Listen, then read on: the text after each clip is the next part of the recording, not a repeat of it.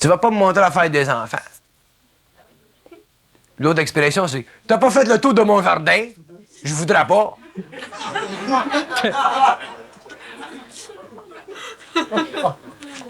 C'est effrayant, les gars. D'ignorance crasse.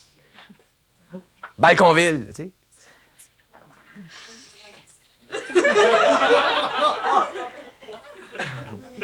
OK, allô, police, la petite vieille Molson. 40 ans. Bernard de Montréal, c'est un chien.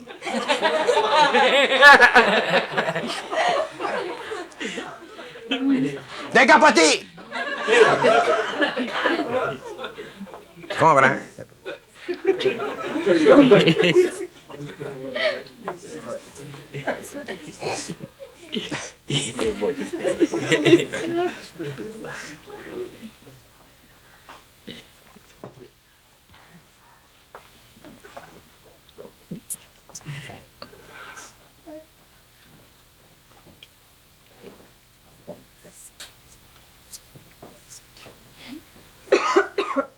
C'est triste, la vie de l'homme.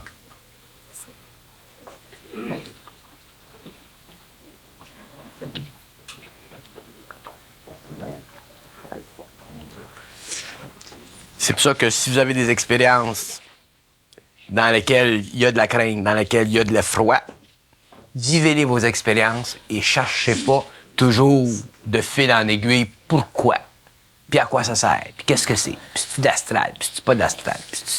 Vivez-les. Occupez-vous pas du reste. C'est un piège de l'ego.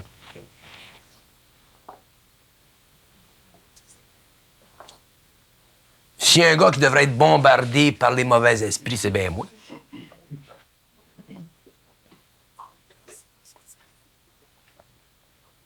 S'il y a un gars qui devrait être attaqué à gauche par à droite, c'est bien moi. Pourtant, je dors sur mes deux oreilles.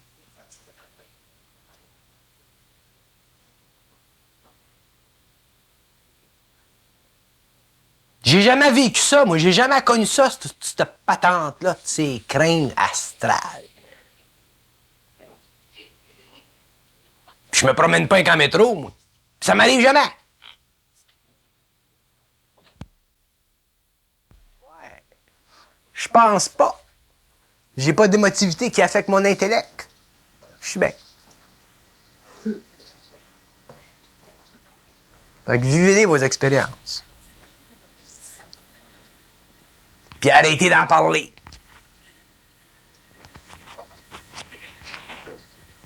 Ça intéresse pas le monde, vos expériences.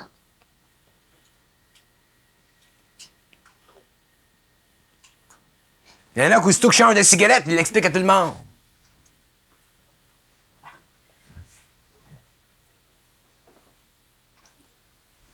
Vivez vos expériences.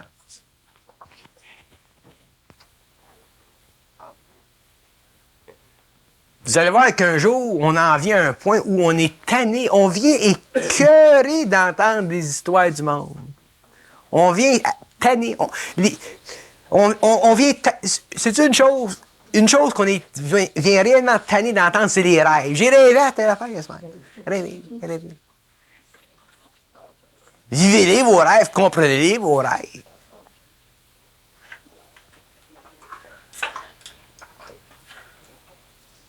Moi, j'ai dit à Gisèle, arrête-moi ça, cette affaire-là, les téléphones. Les gens l'appelaient pour ci, puis les élèves l'appelaient pour ça. Il y en a un, ça y pique en arrière du genou, veut savoir si c'est sa conscience qui rentre. L'autre, c'est d'autres choses.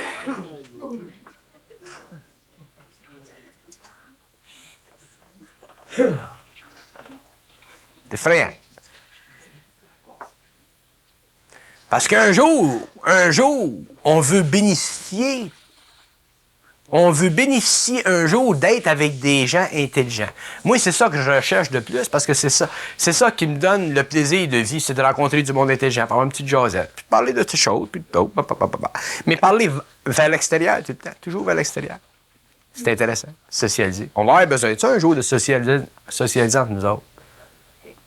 Puis les gens qui sont intelligents le savent qu'ils sont intelligents, puis ils sentent les gens qui sont intelligents, puis ils s'apprécient les uns les autres. Après ça, les gens ils disent comment se fait que moi, je suis jamais. Comment se fait que je suis jamais avec ces gens-là? Comment se fait que c'est. Tu peux pas être avec ces gens-là, ça vibre pas! T'es fatigué! T'es mémé! Tu commets! Tu jases! Tu parles pas, tu jases. Quelqu'un t'écoute, faut que tu lui dises quelque chose, faut que tu lui donnes quelque chose, faut que tu lui fasses passer quelque chose. Là, il va t'écouter.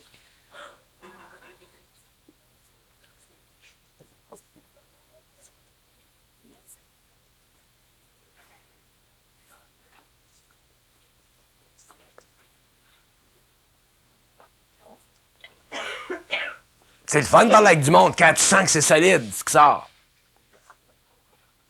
Puis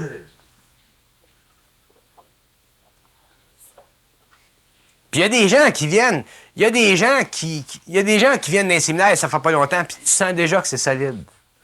Ils ont déjà tout un apprentissage derrière eux autres, ils ont toute leur vie, leur expérience. Puis il y a des gens ils peuvent être dans les séminaires pendant 40 ans, puis ça vient pas. Sacrément, tu te décourages, tu prends du coke. Il y a du monde, ça vient pas, on dirait que c'est comme une toilette, tu mettrais du Drano.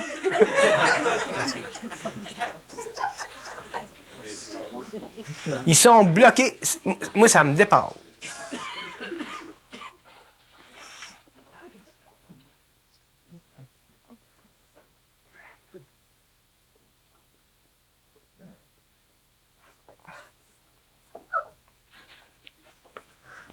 Vous pouvez rire. C'est effrayant. Je dis pas si t'as des cours de physique à l'Université de Montréal.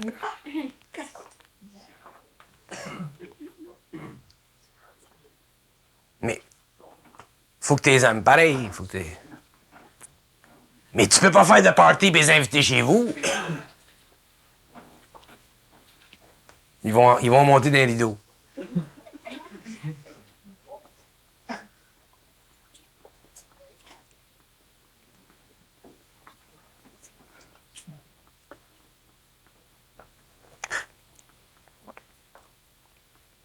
On devrait être capable, nous autres, de faire des petits parties, puis avoir du fun, puis du sang, tu sais. C'est un party à Noël, il y en a qui ont décroché complètement. Danser, d'une forme, danser, plus capable. Ils sont plus capables d'intégrer le physique avec le mental.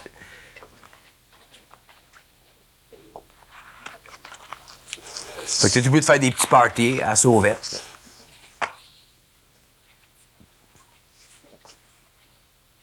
Même tous les 1000 personnes conscientes, tu peux en faire tout un party. On a du fun. Non, il y en a qui sont dans le coin, ils sont croches, là, puis ils regardent les autres, puis ils sont tous gelés. Des vrais paraplégiques.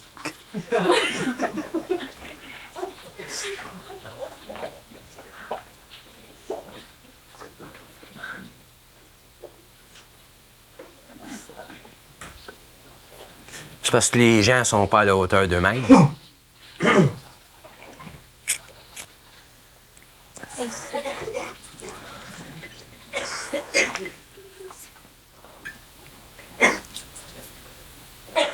Mais l'évolution, c'est de même. Il y en a qui vont vite, puis il y en a qui sont slow.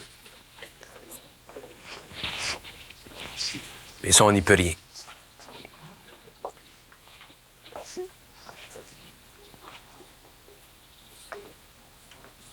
Ça, c'est sérieux, supramental, je sais pas pourquoi. Pardon? C'est sérieux, supramental, c'est ça que le monde dit. C'est sérieux, c'est pas. Ouais, puis danser, puis s'amuser, puis avoir du fun, là, c'est pas supposé de c'est un peu comme un temps de spiritualisme.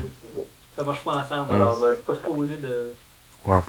D'avoir des vibrations douteuses comme du rock'n'roll. Puis, Il dit qu'il faut être d'herbe aussi. Peut-être que la nature des gens change aussi. Disons que les gens même qui sont dans une nature, la danse, c'est d'avoir ce plaisir. La danse, ça les intéresse pas plus que ça. Ah oui, que les gens, que les gens, ça les intéresse pas, la danse, c'est une chose. Mais que les gens soient toutes croches parce que ça danse, c'est une autre affaire. Moi, ça m'intéresse pas de faire du ski.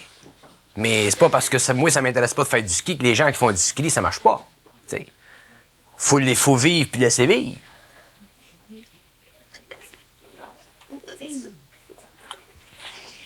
C'est la forme. La forme. Les gens sont pognés dans la forme. C'est pour ça que j'ai choisi la danse. J'ai pas choisi une jeu de cartes. J'ai choisi la danse, parce que la danse, il y a quelque chose de bien astral, c'est bien ça. Mais il faut que l'homme fasse la connexion.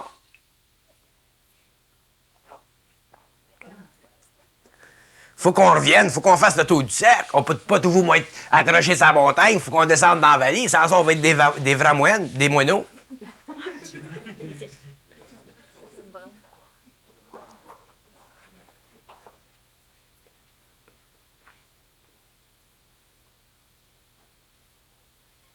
Ils disent que c'est très dur pour l'homme de passer de l'inconscience à la conscience, à la spiritualité et revenir à la conscience. C'est très difficile parce que tant qu'il n'est pas libre des formes, il n'est pas capable de faire la connexion. Il n'est pas capable, c'est tough. Ça prend un certain temps. D'accord, ça je suis d'accord. Mais un certain temps, puis un certain temps, il y a du monde, ça le prend des siècles.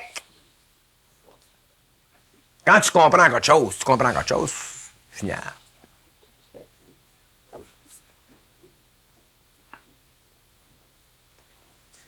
Mais ça, c'est parce qu'on se prend trop au sérieux.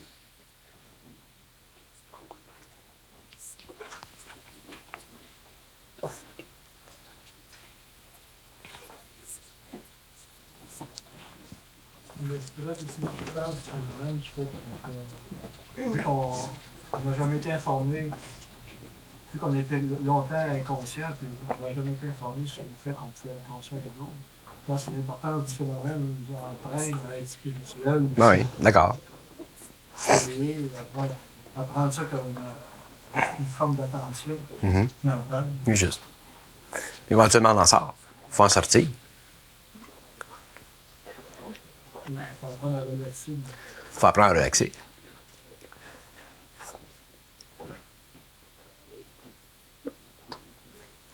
Ils disent que la vie, c'est beau quand c'est bien vécu. Ils disent, nous autres, on est sur notre plan, vous autres, vous êtes sur le plan ici. Organisez-vous, faites votre affaire. Nous autres, on fait notre affaire en haut, vous autres, faites votre affaire en bas. Et quand vous le faites bien, bien.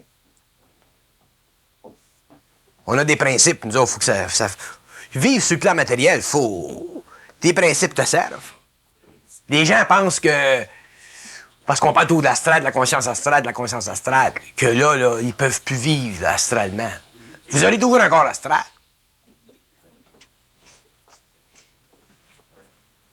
Quand vous mangez, c'est astral. Quand vous touchez ça, c'est œufs, c'est astral. C'est votre corps astral qui vous permet de sentir la dureté de ça. Donc, le corps astral, c'est un corps essentiel.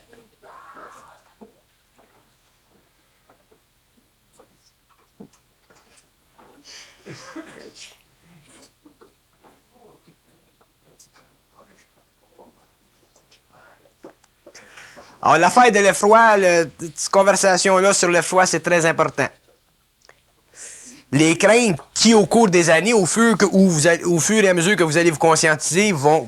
Pas les craintes, les expériences pénibles, souvent dures, sont nécessaires, puis vous devez apprendre à ne pas vous en inquiéter, parce que vous ne savez jamais quand l'esprit fait un bond vers l'ego, vers vous. Vous ne savez jamais. Ça peut vous prendre n'importe quand. N'importe quand. Au moins, vous saurez que quand ça se passe, prenez ça mollo.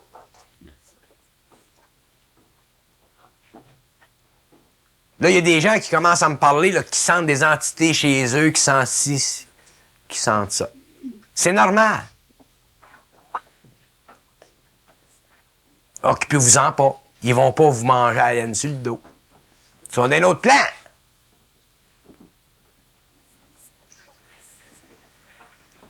Ils vont pas vous donner un coup de marteau sur la tête.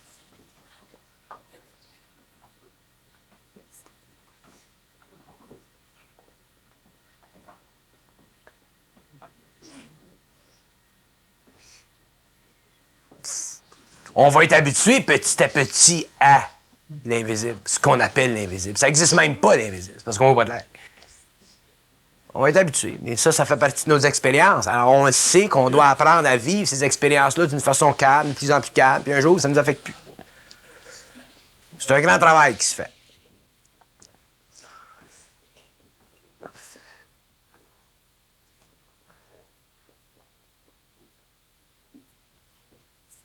Conte-nous en donc une de tes expériences. Est-ce qu'elle nous en raconter une? Oui. Quoi?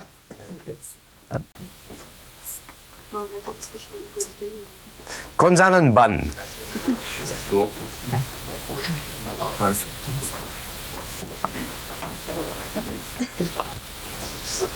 Salut Paul. On peut expliquer l'expérience. La peine de l'avoir été. La pille. La peine. Ouais.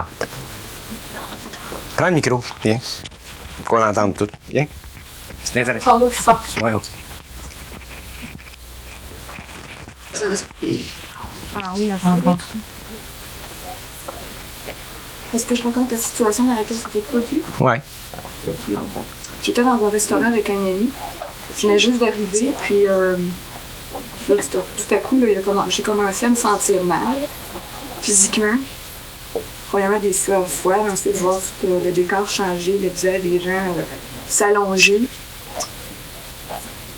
En tout cas, une déformation visuelle de l'environnement. Ensuite, sentir des sueurs froides. Je pensais que j'étais pour perdre connaissance, je pensais que j'étais pour vomir, je pensais que j'étais pour mourir, tout ça en même temps. Puis c'était vraiment fait pénible. Puis là, tout à coup, j'ai senti que je basculais dans quelque chose qui n'était pas le réel, qui n'était pas la réalité, dans ce qu'on met réalité. Puis, en tout cas, c'est une espèce d'hallucination qui a duré 3 heures. Puis, c'était à la fois, c'est tous les sens qui étaient dans ça. Pour participer à cette expérience-là, c'était assez étrange parce que comme sensation, c'est que j'étais le sphinx. Je me sentais le sphinx comme si j'étais en pierre. En même temps, j'étais vide, en même temps, j'étais pleine. En même temps, il y avait comme des images et des sensations. Donc, c'était la guerre, la famine, la peste, tout ça. Puis je le vivais, j'étais dedans, comme si j'étais dans la situation à cette époque-là, à ce moment-là, j'ai essayé de ces effets-là en même temps. Chaque chose séparément, mais en même temps. Et ça a duré à peu près 3 heures. Puis pendant ce temps-là, j'ai pas bougé. Puis la personne qui était avec moi me parlait. J'entendais rien, je ne répondais rien. J'étais absolument incapable de bouger. Tous mes membres étaient collés contre mon corps. C'est assez difficile à expliquer. Puis, c'était pas une illustration de dire, je suis en réalité. Ça, c'est simplement une illusion, mais c'était vraiment ça. C'est comme si je le vivais. C'était vrai, c'est pas comme une imagination. Tu vivais la mémoire. Tu vivais une mémoire. Réellement. Mais t'en as plus des expériences comme ça aussi intenses maintenant? Non, c'est un peu comme pendant une période, pendant quelques mois, que c'est bien.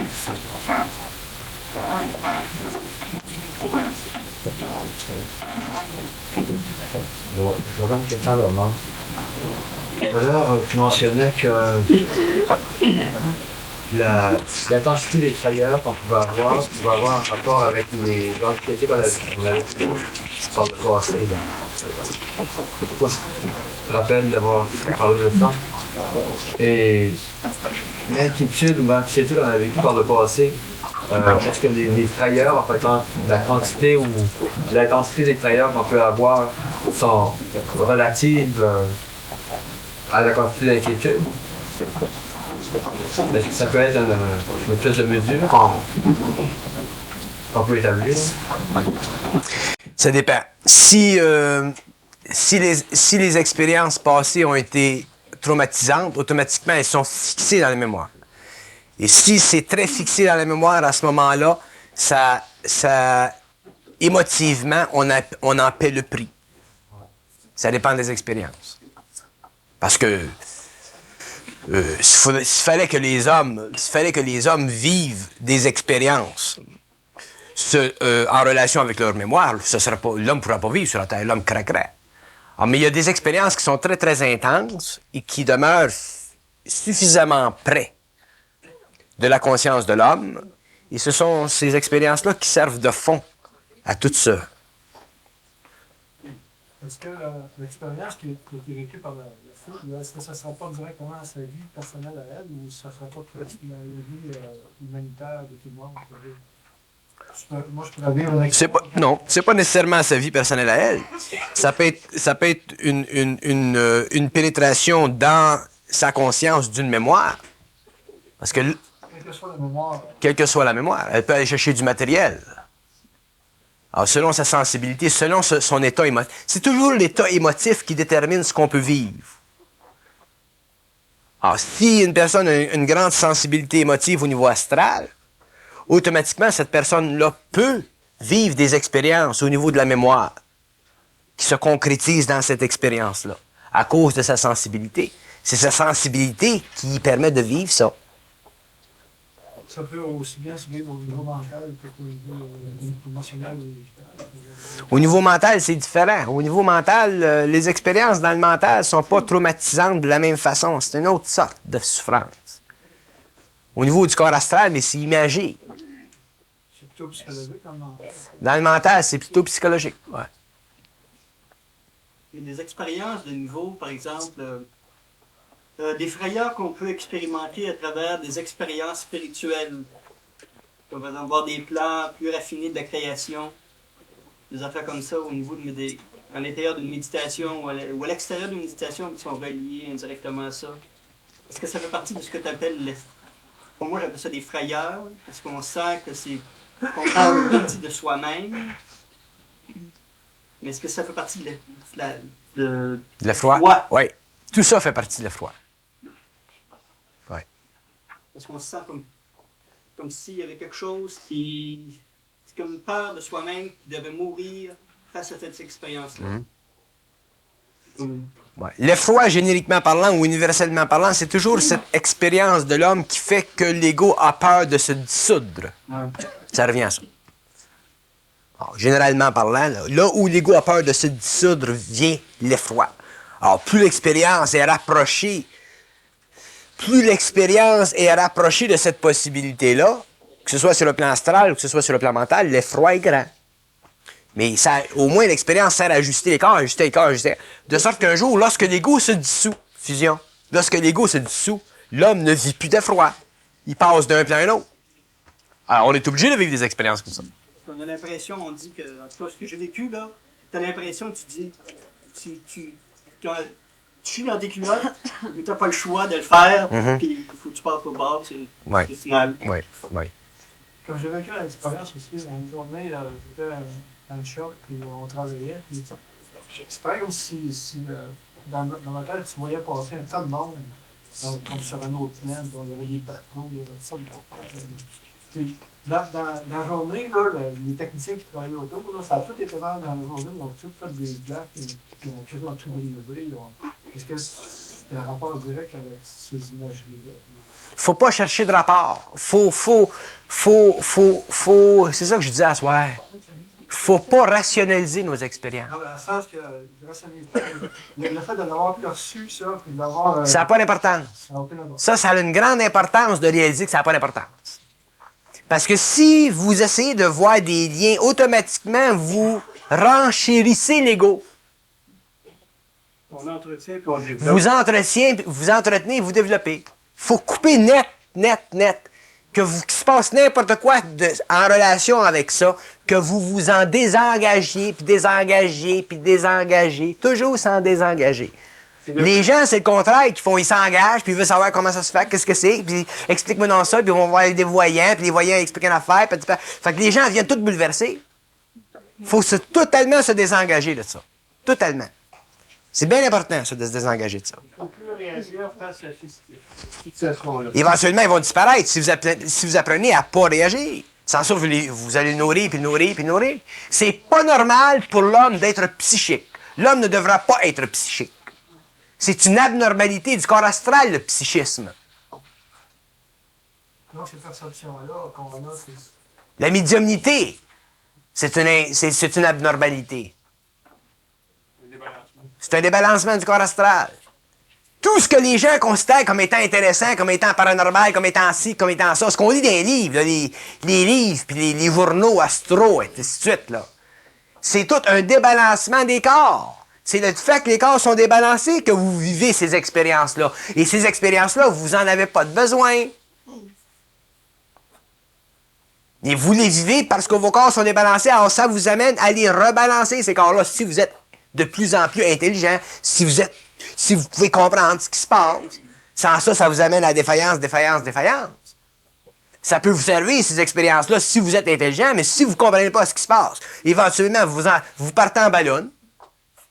Alors, la clé là-dedans, c'est de leur demander qu'est-ce qui se passe là. Non! La clé, c'est de ne pas s'en occuper. Demandez-leur pas ce qui se passe, ils vont vous dire quelque chose. Pour vous amener à perdre cette curiosité-là. Claudel a fait, en fait, Claudel a vécu son expérience, mais elle ne se posait pas de questions à savoir, même elle demandait à l'autre personne de la sauver elle-même de son expérience. Elle a vécu point, quand elle est finie, c'est fini, puis elle continue à autre chose. Elle ne rationalise pas l'expérience, elle n'essaie pas de s'en sauver. Ou... On peut essayer de comprendre ce qui se passe au niveau égoïque. Les gens, une personne qui vit des expériences, elle veut savoir ce qui se passe. C'est normal. Mais on ne sait pas comment apprendre ce qui se passe. Moi, si une personne a une expérience quelconque, il y a plusieurs façons que je peux répondre. Je peux dire c'est pas important. Ou je peux dire fais-en pas. Ou je peux dire inquiète-toi pas. Ou je peux dire demande-leur donc qu'est-ce que c'est. Pourquoi est-ce que je vais dire demande-leur donc qu'est-ce que c'est? Pour qu'il se développe dans la personne une sécurité. Pour que son intelligence puisse lui expliquer ce qui se passe. Mais elle va le faire correctement quand je suis là.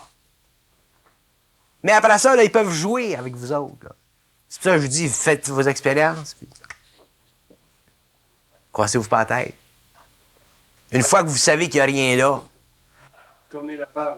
Tournez la page, tout le temps tournez la page. Fait qu'éventuellement, vous développez de l'espace, puis éventuellement, ça disparaît. C'est moins intense.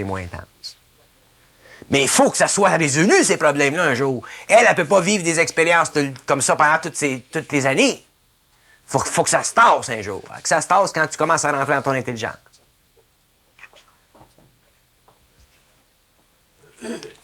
Puis il y a beaucoup de monde dans le monde qui sont débalancés au niveau du corps astral, qui ont une trop grande sensibilité au niveau du corps astral. Il y en a qui sont débalancés au niveau du corps éthérique. Il faut que ça s'ajuste. Mais nous autres, on nourrit ça, puis on lit des livres, puis on lit des journaux, puis on parle avec des médiums, puis on parle avec des voyants, puis on parle avec tout ça de monde. Fait qu'éventuellement, on vit dans ce milieu. Faut pas vivre là-dedans. Un homme qui est conscient, il vit sa terre. Il vit ici, là. Quand tu veux changer de plan, tu changes de plan, mais là, tu vis là. Tu changes de plan, tu vis là. Tu changes de plan, tu vis là. Mais tu mélanges pas toutes ces affaires-là ensemble. Comment si tu veux vivre une vie, puis avoir une job, puis avoir des enfants, puis avoir une vie normale, puis te faire des études quand t'es poigné dans une affaire de même, comme un élévateur? C'est impossible. À ce moment-là, est-ce qu'on devient plus précis dans notre travail? Quoi? Si tu rentres dans l'intelligence, là, c'est moins...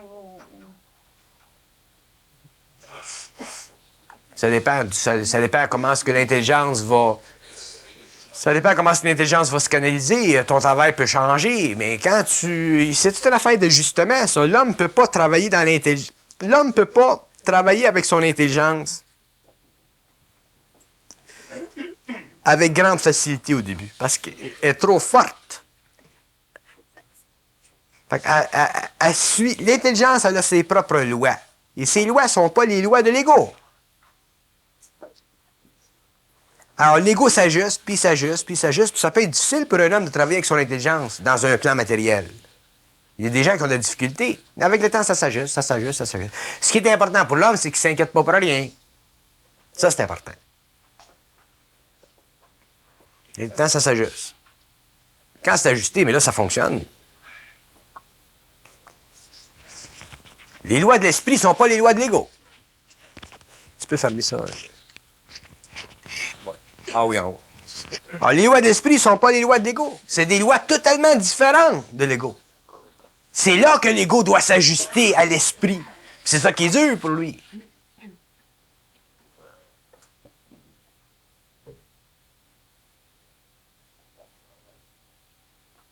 Ça ne se rationalise pas de l'esprit. C'est supra-rationnel. Mais c'est jamais irrationnel. Mais c'est supra-rationnel. C'est extrêmement fin et extrêmement intelligent, puis ça, c'est tout. C'est à nous autres de nous ajuster à nous autres Autrement dit, à notre haute intelligence, à notre intelligence réelle. Après ça, la vie devient très facile. Mais on est bourré de mauvaises habitudes. C'est effrayant.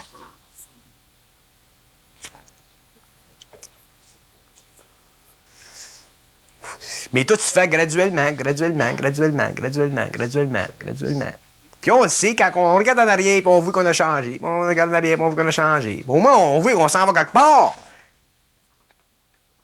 Mais il faut toujours fermer le cercle. Il faut que l'homme en arrive à pouvoir fermer le cercle, passer du matériel au spirituel à la conscience pure, puis redescendre dans le matériel. Ne jamais retoucher au spirituel. D'ailleurs, rendu à ce point-là, tu peux plus parce que tu es tellement sensible aux formes. Comme toi, tu disais à soir, là, quand tu fais ton... comment ça s'appelle ça? Ton... comment est-ce que tu disais ça?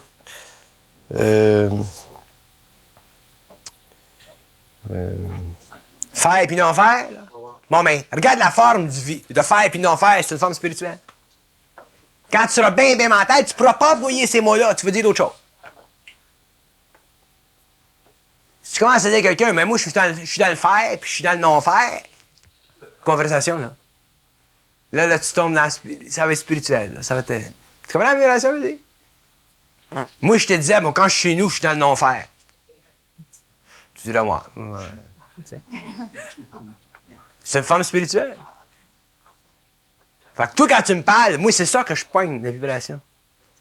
C'est pour ça que c'est la façon dont vous parlez qui me permet de voir s'il y a encore en vous de la spiritualité ou de la métaphysique ou de la philosophie spirituelle ou de la philosophie quelconque.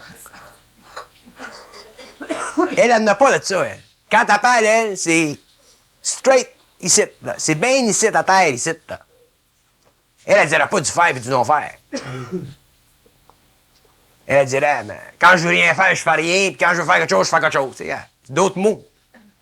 Fait que la façon dont vous parlez reflète la nature de votre esprit en vous. Jusqu'à quel point il y a de l'esprit en vous. Parce que l'esprit, ça parle pas de même. L'esprit, c'est bien terre à terre. Mais ça défie. C'est tellement terre à terre, l'esprit, que ça défie l'ego. C'est pour ça qu'il y a bien des gens qui sont tous abasourdis quand ils viennent dans les conférences. Parce qu'ils s'imaginent que ce gars-là, Bernard de Montréal, il devrait parler du faire, puis du non-faire, puis du faire à cheval. Puis je parle pas de même! Tu sais? Je défais tout, puis je tasse, puis je tasse. Mon histoire du chameau, là, dans le trou d'une aiguille, là, tu sais. Je la défais, puis... Tu sais... Puis je leur ai demandé souvent comment ça se fait que je suis pas capable de le dire comme du monde, l'histoire du... C'est quoi l'histoire réelle? Ouais, c'est plus dur à un chameau de rentrer dans le chat d'une aiguille. Il est plus dur à Un riche de rentrer. Ouais. Bon, cette histoire-là, je suis pas capable, moi, de la compter parce que ça serait citer quelqu'un d'autre. Si je cite quelqu'un d'autre, je ramène la mémoire de la forme spirituelle. Fait que si je veux dire ce qu'il a dit d'une autre façon, ben je vais dire c'est plus dur à quelqu'un de rentrer dans le cul d'un chameau par la passer avec une aiguille. Ils comprennent pareil. J'ai-tu la forme? Tu comprends?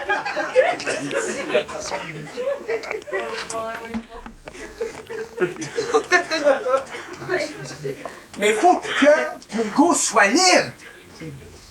Si tu prends les mots du Bouddha, les mots du Steiner, les mots du Christ, faut que tu les recrées, ces mots-là.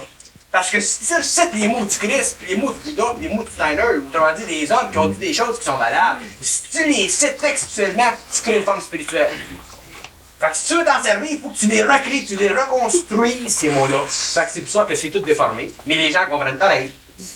Tout le temps.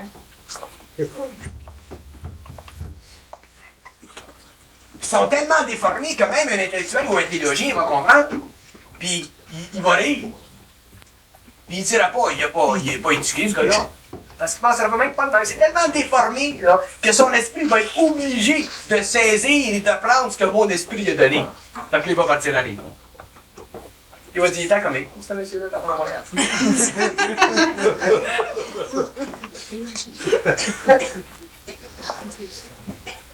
L'esprit, c'est très spontané. Ça passe sur le dos de l'ego comme l'eau sur le dos d'un canard.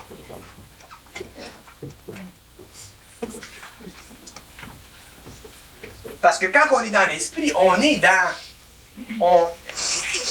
Quand on est dans l'esprit, on est dans une énergie. Et on vit de ça. Autant, oui, tu peux avoir du plaisir à m'entendre, autant, moi, j'ai du plaisir à m'entendre. Je m'écoute parler tout le temps. C'est ça, étant intelligent. Parce que l'intelligence, ça appartient pas à l'ego. C'est quand